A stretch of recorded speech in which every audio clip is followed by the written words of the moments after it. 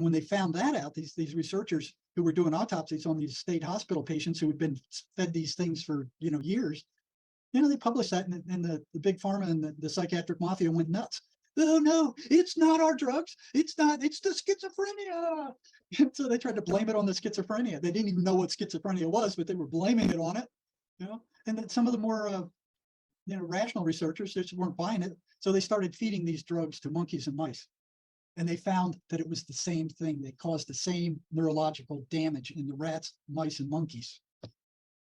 So they are dangerous, but the psychiatrist won't tell the patient that. Well, it also works in the business side of it, where if you're damaging somebody who you already has stigma as being a crazy person, who's going to believe the crazy person? Oh, that's exactly right.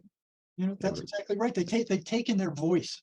Yep. They've taken their voice. That's why I'd like to come on with some of these people who recovered and give them a voice. Let them talk about what it was like to deal with psychiatry, what it was like to deal with the voices.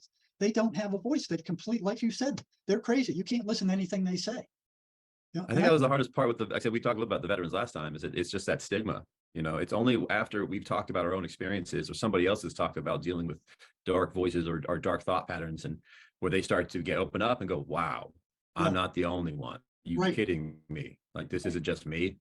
And then like you talked about it, and how you detach yourself from the voice and learning that you're not your voice. That voice that's going on all the time.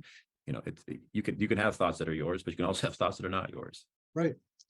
And Sherry Sweeney, my co-author on the book we wrote, she's been there. She fought with them for years, and she found her own way to fight back with them, and that was the That's a Lie program.